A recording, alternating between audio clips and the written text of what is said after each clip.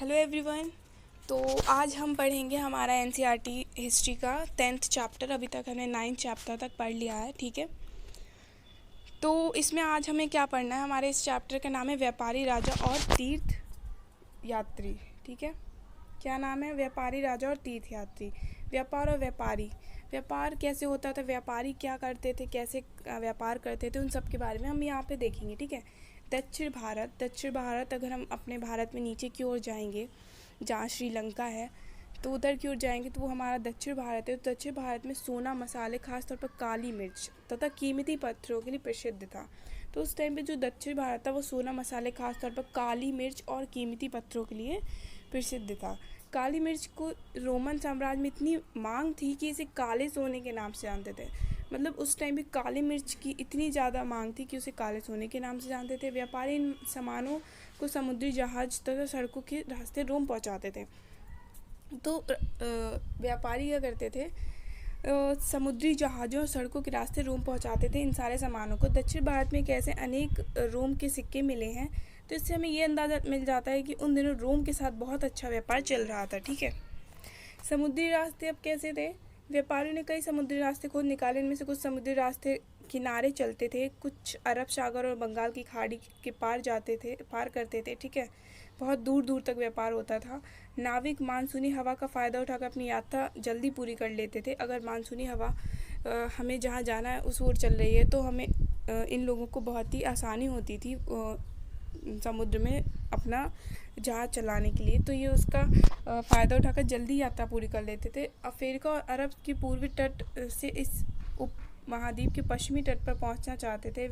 ये दक्षिणी पश्चिमी मानसून को पसंद नहीं करते थे, क्योंकि दक्षिणी पश्चिमी जो मानसून है वो इधर से आता था, तो दक्षिण साइड से आता था, पश्चिम और दक्षिण के बीच में से आता था। तो ये इसको पसंद नहीं करते थे, क्योंकि इनको उसी साइड जाना, जब वहाँ से मानसून आएगा तो वहाँ से हवा आएगी और इनको जहाज़ ले जाने में बहुत ही मुश्किलें होती थी। इन लंबी यात्राओं के लिए मजबूत जहाज़ों का निर्माण किया गया। बहुत ही मजबूत जहाज़ बनाए गए। तटीय प्रदेश क्या है? जो समुद्र से तटों से लगे रहते हैं उनको हम तटीय प्रदेश कहते हैं। समुद्र से लगे राज्य उपमहाद्वीप दक्षिण भारत में एक बड़ा तटीय प्रदेश है। इन्हें बहुत से पहाड़, पठार, नदी के मैदान है। नदियों के मैदान इलाकों में कावेरी का मैदान सबसे उपजाऊ है। कौन सा मैदान? कावेरी का मैदान जो है बहुत ही उपजाऊ है। नदियों के मैदानी इलाकों में कावेरी का मैदान सबसे उपजाऊ है। मैदानी इलाकों तथा तटीय इलाकों में सरदार और राजाओं के पास धीरे धीरे काफ़ी संपत्ति और शक्ति हो गई थी। अब जब इतना व्यापार हो रहा है तो जाहिर सी बात है कि संपत्ति ज़्यादा हो जाएगी। पैसे बहुत कमाने लग गए थे वो लोग, और उनके पास वो लोग पैसों की वजह से बहुत ही शक्तिशाली हो गए थे, ठीक है। करीब 2300 साल पहले दक्षिण भारत 3 शासक परिवार में काफ़ी शक्तिशाली माने जाते हैं। तो 23 साल पहले जो दक्षिण भारत था वहाँ पर 3 शासक वो थे, बहुत ही शक्तिशाली माने जाते हैं। वो कौन थे? ये थे चोल, चेल और पांड्य, ठीक है। इन 3 मुखियाओं ने अपने 2-2 सत्ता केंद्र बना लिए थे। अब ये जो 3 मुखिया थे इन्होंने अपने 2-2 सत्ता केंद्र बना लिए थे, यानी एक ने अपना 2, तो 3 थे, तो इनके 6 सत्ता केंद्र बन गए थे, ठीक है। इनमें से एक तटीय हिस्से और दूसरा अंदरूनी हिस्से में था। एक तटीय हिस्से में एक तट पर ही था और एक अंदरूनी हिस्से में कहीं बना रखा था, ठीक है। इस प्रकार 6 केंद्रों से में 2 बहुत महत्वपूर्ण थे। 6 केंद्रों में से 2 जो केंद्र है वो बहुत महत्वपूर्ण थे। पहला चोलों का पतन, पुहार या कावेरीपट्टनम। पहला कावेरीपट्टनम, दूसरा पांड्यों की राजधानी मदुरै, ठीक है। ये मुखिया लोगों से नियमित कर के वजह उपहारों की मांग करते थे। तो ये क्या करते थे, ये मुखिया जो थे उनसे कर ना लेकर ये उपहारों की मांग करते थे। कभी कभी ये सैनिक अभियानों पर भी निकल पड़ते थे और आसपास के इलाकों से शुल्क वसूल लिया करते थे। इनमें से कुछ धन वे अपने पास रखते थे और बाकी समर्थन नाते रिश्तेदार, सिपाहियों, कवियों को बांट देते थे। अनेक संगम कवियों में उन मुखियाओं की प्रशंसा में। तो सातवाहन क्या था? सातवाहन जो था वो एक राजवंश था, ठीक है। लगभग 200 साल पहले क्या हुआ कि एक शक्तिशाली राजवंश आया, ठीक है। तो इसमें क्या था कि लगभग 200 साल पहले पश्चिम भारत में सातवाहन नाम राजवंश का प्रभाव पड़ा। सातवाहन सबसे प्रमुख राजा गौतमी पुत्र के सातकड़ी था। लगभग 200 वर्ष पहले पश्चिमी भारत में उभरा था। ये सबसे शक्तिशाली राजा गौतमी पुत्र श्री सातकड़ी, ठीक है। माता का नाम गौतमी था। इसके बारे में बलश्री में अभिलेख लिखा है। सातकड़ी के बारे में हमें इसकी सेना के पूर्वी, पश्चिमी, दक्षिण इलाकों में भेजा था। सातवाहन शासक को दक्षिण पथ में स्वामी कहते थे, और दक्षिण पथ का अर्थ क्या होता है? दक्षिण की ओर से आने वाला रास्ता। तो उसके बारे में हमें उसकी माँ गौतमी बलश्री के एक अभिलेख से पता चलता है हमें। किसके बारे में? सातकड़ी के बारे में। वह और अन्य 7 वाहन चार्ज को दक्षिणा पथ के स्वामी कहे जाते। दक्षिणा पथ का शाब्दिक अर्थ होता है दक्षिण की ओर से आने वाला। पूरे दक्षिण क्षेत्र में पहली बार यह नाम प्रचलित है। सातकड़ी के पूर्वी, पश्चिमी और दक्षिणी तटों पर अपनी सेनाएं भेजी। रेशम की कहानी। अब रेशम की कहानी क्या है?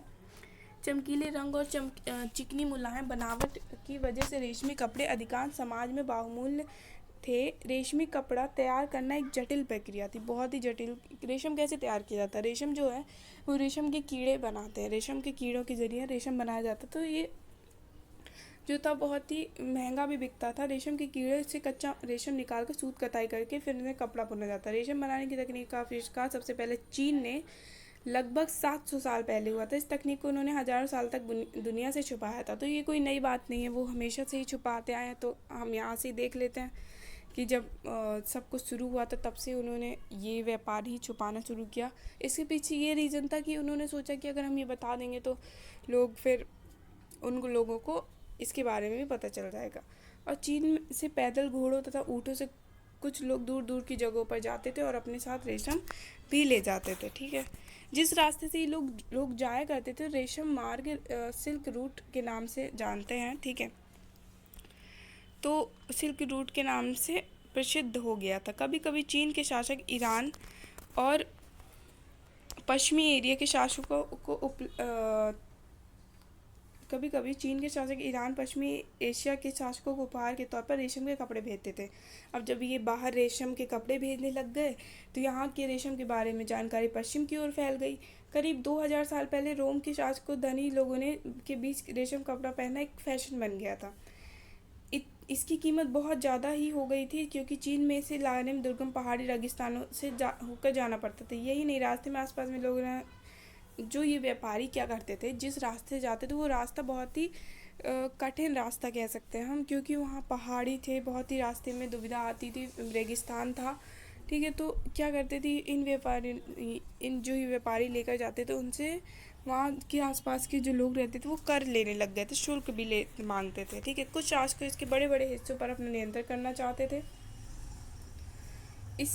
क्योंकि इस रास्ते पर यात्रा कर रहे व्यापारियों ने शुल्क तथा तोहफों के जरिए लाभ मिलता था। इसके बदले शासक इन व्यापारियों को अपने राज्य में गुजरते वक्त लुटेरों के आक्रमणों से सुरक्षा देते थे। ठीक है, कुषाण। अब कुषाण क्या है? कुषाण जो था वो सिल्क रूट पर नियंत्रण करने वाले शासकों में सबसे प्रसिद्ध कुषाण था। तो जो रेशम मार्ग था उस पर सबसे अच्छा नियंत्रण जो करता था, सबसे प्रसिद्ध जो राजा था वो था कुषाण।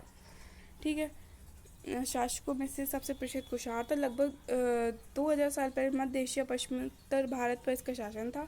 पेशावर मथुरा 2 मुख्य शक्तिशाली केंद्र थे। तक्षशिला इनके ही राज्य का हिस्सा था। इनके शासनकाल में सिल्क रूट की एक शाखा मध्य एशिया से होकर सिंधु की नदी के मुहाने के पत्तनों तक जाती थी। फिर से जहाज द्वारा रेशम पश्चिमी की ओर रोमन साम्राज्य तक पहुंचता था। ठीक है, इस उपमहाद्वीप में सबसे पहले सोने के सिक्के जारी करने वाले शासकों में कुषाण थे। ठीक है, सबसे पहले कुषाण ने सोने के सिक्के जारी किए थे। अब कुषाणों का सबसे प्रसिद्ध राजा कनिष्क था। कुषाणों में सबसे प्रसिद्ध राजा जो था वो कनिष्क था। ठीक है, उसके बाद करीब 1900 साल पहले पहले शासन किया था। तो कुषाण में सबसे पहले जिसने शासन किया था वो कौन था? कनिष्क था। इसने क्या किया था कि सबसे पहले 1900 साल पहले इसने शासन किया था कुषाण पर। ठीक है, तो कुषाण जो है वो एक राजवंश, हम कह सकते हैं राजवंश था, लगभग 200 वर्ष पहले। ठीक है, उसमें एक बौद्ध परिषद का गठन किया जिसमें एकत्र होकर विद्वान महत्वपूर्ण विषयों पर विचार विमर्श करते थे। बुद्ध की जीवनी बुद्ध चरित नामक रचनाकार कवि अश्वघोष कनिष्क के दरबार में रहते थे। तो बुद्ध की जीवनी बुद्ध चरित के रचनाकार जो हैं वो कवि अश्वघोष हैं, जो कनिष्क के दरबार में रहते थे। कनिष्क कौन था? कुषाणों का सबसे प्रसिद्ध राजा था। अश्वघोष और अन्य बौद्ध विद्वानों ने अब संस्कृत में लिखना शुरू कर दिया था। इस समय बौद्ध धर्म की एक नई धारा महायान का विकास हुआ। इसकी 2 प्रमुख विशेषताएं थी। ठीक है, पहले मूर्ति बुद्ध की उपस्थिति से कुछ संकेतों के माध्यम से दर्शाई जाती थी। विशाल के तौर पर उनके निर्वात प्राप्ति को पीपल के पेड़ की मूर्ति द्वारा दर्शाया जाता था। पहले जो है बुद्ध की मूर्ति को ऐसे ही संकेतों के द्वारा दर्शाया जाता था, ठीक है, पीपल के पेड़ के द्वारा दर्शाया जाता था। लेकिन अब उन बुद्ध की प्रतिमाएं बनने लगी थी। इसमें अधिकांश मथुरा में, कुछ तक्षशिला में बनाई जाने लग गई थी। दूसरा परिवर्तन जो आया वो बोधिसत्व की आस्था में आया। बोधिसत्व की आस्था क्या है? बोधिसत्व उन्हें कहते थे जो ज्ञान प्राप्ति में एकांतवास करके ध्यान की साधना करते थे। तो बोधिसत्व में ये परिवर्तन आया कि अब ये एकांत में साधना ना करके, लेकिन ऐसा करने की वजह ये लोग शिक्षा देने और मदद करने के लिए सांसारिक परिवेश में इन्हें रहना पड़ता था। वे एकांत में न रहकर ये सबको शिक्षा देते थे और सबकी मदद करते थे, ठीक है। धीरे धीरे बोधिसत्व की पूजा लोकप्रिय हो गई और पूरे मध्य एशिया, चीन, भारत में कोरिया तथा जापान तक भी फैले। बौद्ध धर्म का प्रसार पश्चिम दक्षिण भारत में हुआ, जहाँ बौद्ध भिक्षुकों के रहने के लिए पहाड़ों में दर्जनों गुफाएं खोदी गई। इनमें से कुछ गुफाएं राजा और रानियों के आदेश पर बनाई गई। इनमें से ज़्यादा गुफाएं पश्चिमी तटों के दर्रों के पास बनाई गई थी। दक्कन के शहरों और तटों के समृद्ध बंदरगाहों और इनसे जुड़ने वाली सड़क भी इन्हें दर्रों से होकर गुजरती थी, ठीक है। ऐसे लगता है कि यात्रा करने वाले व्यापारी इन गुफाओं, मठों और विश्राम करने के लिए रुकते थे। बौद्ध धर्म दक्षिण पूर्व की ओर श्रीलंका, म्यांमार, थाईलैंड और इंडोनेशिया सहित दक्षिण पूर्व एशिया के अन्य भागों तक फैल गया था। अब तीर्थयात्री के बारे में हम यहाँ पर पढ़ेंगे। तीर्थयात्री वे स्त्री पुरुष होते जो प्रार्थना के लिए पवित्र स्थानों की यात्रा किया करते, जो यात्रा करते थे पवित्र स्थानों की। कोई केदारनाथ जा रहा है, कोई वैष्णो देवी जा रहा है, तो उनको ये तीर्थयात्री कहते थे। चीनी तीर्थयात्री कौन कौन से थे? जो भारत आए थे, बुद्ध की प्रतिमाएं लेकर गए थे, यहाँ घूमने के पर्पज से आए थे, वो थे चीनी यात्री। भारत में सबसे पहले सेन त्सांग आए थे, ठीक है। और ये दूसरे नंबर पे आए थे शेन, उसके पहले शेन आए थे, ठीक है। भारत में सबसे पहले चीनी यात्री का शेन आए थे, उस करीब 1600 साल पर आए थे। उसके बाद शेन जो आए थे, शेन वो 1400 साल पहले भारत आए थे। करीब 50 साल बाद इत्सिंग आया था, ठीक है। 3 आए थे। वे सबसे बुद्ध के जीवन के विषय जुड़ी जगहों और प्रसिद्ध मठों को देखने के लिए आए थे। मैंने बताया कि जैसे कि वो लोग बुद्ध, क्योंकि उस टाइम पे बुद्ध और जैन धर्म ही बहुत ज़्यादा फैले हुए थे, तो उनको ही जीवन से जुड़ी जगहों पर घूमने के लिए और प्रसिद्ध मठों को देखने के लिए वो भारत आए थे। इनमें से प्रत्येक तीर्थयात्री ने अपने यात्रा का वर्णन लिखा है। उन्होंने अपनी यात्रा के दौरान आई मुश्किलों के बारे में भी बताया है। तो जो शेन सबसे पहले आए थे, उन्होंने चीन वापस कैसे लौटा था। चीन वापस लौटने के लिए अपनी यात्रा बंगाल से शुरू की थी। वह व्यापारियों के एक बहुत बड़े जहाज़ पर चढ़ा। मुश्किल से 2-3 दिन तक के बाद जो हुआ, समुद्री तूफान आ गया। तो उसमें वो क्या हुआ कि व्यापारियों ने कि जब तूफान आ गया तो जहाज़ डूबने लग गया। तो सब लोग अपना सामान नीचे फेंकने लग गए ताकि जहाज़ थोड़ा हल्का हो जाए। लेकिन इन्होंने क्या किया, इन्होंने अपना सारा सामान फेंक दिया। लेकिन अब जो भारत से ये बुद्ध की प्रतिमाएं लेकर आए थे वो सब इन्होंने नहीं फेंका, ठीक है। पांडुलिपियाँ और ये सब नहीं फेंका और भारत की यात्रा अतः 13 दिनों के बाद आंधी रुकी और ये अपने चीन पहुंच गए। उसके बाद शेन ने जो था वो कैसे पहुंचा था, मार्ग से उत्तर पश्चिम मध्य एशिया से होकर चीन वापस लौट गया था। भक्ति की शुरुआत कहाँ से हुई, ठीक है। आज हम लोग भक्ति करते हैं तो उसकी शुरुआत कहाँ से हुई? भक्ति की शुरुआत इन्हीं देवी देवताओं की पूजा का चलन शुरू हो गया। बाद में हिंदू धर्म का यह प्रमुख पहचान बन गई। इनमें शिव, विष्णु और दुर्गा जैसी देवी देवता शामिल थे। इन देवी देवताओं की पूजा भक्ति परंपरा के माध्यम से की गई। भक्ति उस समय के लिए लोकप्रिय परंपरा बन गई। किसी देवी देवता के प्रति श्रद्धा ही भक्ति कहा जाता था, ठीक है। हम भक्ति करते हैं, किसी देवी देवता को पूजते हैं तो वो ही भक्ति है हमारी, ठीक है। भगवान को पूजना भक्ति होती है। भक्ति का पथ सबसे पहले के लिए खुला था, चाहे वह धनी हो, गरीब हो, उच्च जाति हो, नीचे जाति, सबके लिए भगवान एक है। इसलिए भक्ति भी सबके लिए एक है। भक्ति मार्ग की चर्चा हिंदू और पवित्र ग्रंथों भगवद गीता में की गई। भगवद गीता आपने पढ़ी होगी, हर किसी के घर में होगी, तो उसमें ही भक्ति की चर्चा की गई। अगर आपको ज़्यादा उसके बारे में पढ़ना है तो आप भगवद गीता पढ़िए। भगवद गीता क्या है? महाभारत का एक हिस्सा है, ठीक है। महाभारत भी आपने देखी होगी। इसमें भगवान कृष्ण ने अपने भक्त और मित्र अर्जुन के सभी धर्मों को छोड़कर उनकी शरण में आने के उपदेश दिए हैं। और क्योंकि केवल कृष्ण ही अर्जुन की सारी बुराइयों को मुक्ति दिला सकते थे, पूजा का यह रूप धीरे धीरे देश के विभिन्न भागों में फैल गया। भक्ति जो है भज शब्द से बना, जिसका अर्थ विभाजित करना है, हिस्सेदारी होता है। इसका अर्थ ये भक्ति भगवान और भक्ति के बीच एक परस्पर एक संबंध है। भक्ति या भगवान के प्रति झुकाव है, ठीक है। तो इसमें कुछ इतना खास नहीं है, बस देख लीजिए। देवी देवताओं का विशेष सम्मान होता था, इसलिए विशेष जगहों पर इनकी मूर्तियाँ रखी जाती थी। इस तरह इन्हें मंदिर कहने लगे, जहाँ पे मूर्तियाँ रखने लगी वहाँ पे मंदिर बनने लगे, और वो इन स्थानों को मंदिर कहने लगे। हिंदू शब्द इंडिया शब्द के सबसे सिंधु या इंडस से आए, हम पहले पढ़ चुके हैं। अब इस चैप्टर की कुछ तिथियाँ हैं, हर चैप्टर की तरह इसको भी देखेंगे। रेशम बनाने की कला जो है की खोज जो है लगभग 7000 साल पहले हुई थी। चोल चेल पांड्य जो 2300 साल पहले आए थे। रोमन साम्राज्य रेशम की जो बढ़ती मांग थी 200 साल पहले हुई थी। कुषाण शासक कनिष्ठ जो थे वो 1900 साल पहले आए थे। शैन जो आया था 1600 साल पहले आया था। शैन जो आया था वो 14 साल पहले आया था, ठीक है।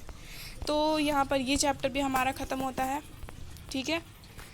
तो ऐसे ही जुड़े रहिए हमारे साथ और इस NCERT को ख़त्म करते हैं जल्द से जल्द। बस मैं ख़त्म ही कर दूँगी, उसके 2 चैप्टर और रह रहे हैं। तो तब तक के लिए पढ़ते रहिए और अच्छे से देखिए, ठीक है। मिलते हैं नेक्स्ट चैप्टर में।